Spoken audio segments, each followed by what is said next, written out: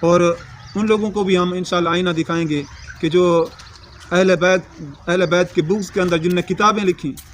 اور اب تو برملا وہ ان کے یعنی کلپ آن دا ریکارڈ ہیں کہ یعنی جس طرح وہ یزید کا دفاع کر رہے ہیں، اور پھر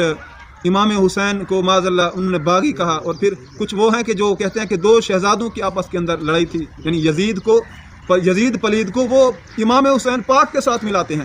تو ہم انشاءاللہ ان کو بھی دکھائیں گے آئینہ ان کی کتابوں سے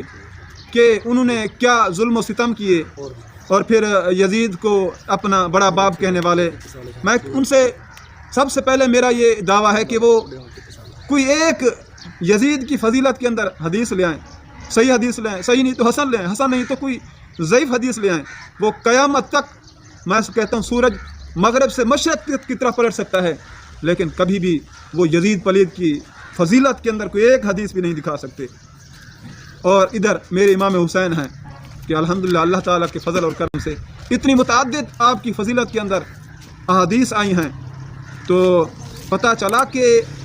اگر چاہتے ہو کہ ایمان سلامت لے جائیں دنیا سے، اور دنیا سنور جائے، قبر بھی سنور جائے، آخرت بھی اچھی ہو جائے، تو اس واسطے حضور کی اہل بیت اور حضور کے صحابہ رضوان اللہ تعالیٰ علیہم اجمعین کے دامن کو تھامنا ہوگا، تو پھر انشاءاللہ ہماری دنیا و آخرت اچھی ہو سکتی ہے۔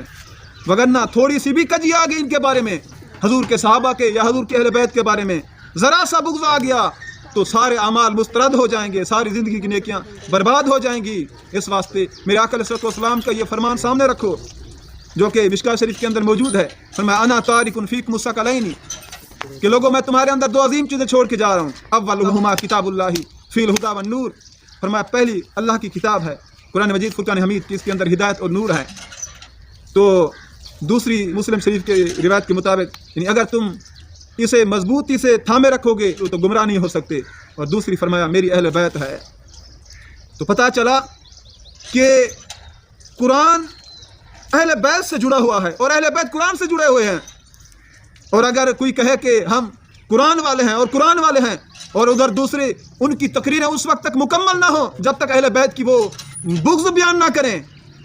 جب تک وہ اہل بیت اطہار کی شان کے اندر گستاخی نہ کریں، ان کی تقریر مکمل نہ ہو، تو وہ کس منہ سے کہتے ہیں ہم مومن ہیں؟ لہٰذا وہ بھی بھٹک گئے، بہہ گئے۔ اور دوسری طرف جو کہیں کہ ہم اہل بیت والے ہیں، ہم اہل بیت والے ہیں،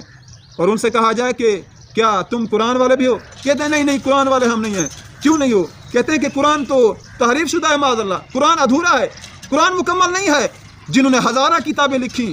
اس پر بھی انشاءاللہ کبھی ہم کلام کریں گے، ہزارہ کتابوں روافض نے لکھی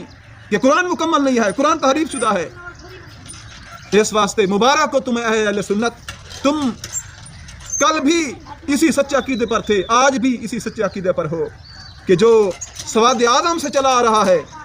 جو ہمارے اکابر کا عقیدہ ہے کہ ہم قرآن کا دامن بھی تھامنے والے ہیں اور اہل بیت کا دامن بھی تھامنے والے ہیں۔ تو اسی طرح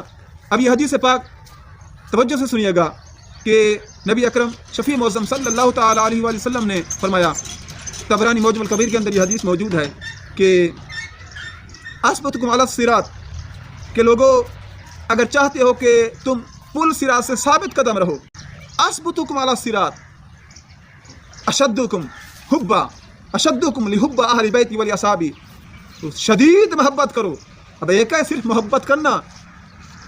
صرف محبت کرنا، یہاں پر لفظ اشد کے آئے ہیں، اس میں تبدیل، زیادہ شدید محبت کرو، صرف محبت نہیں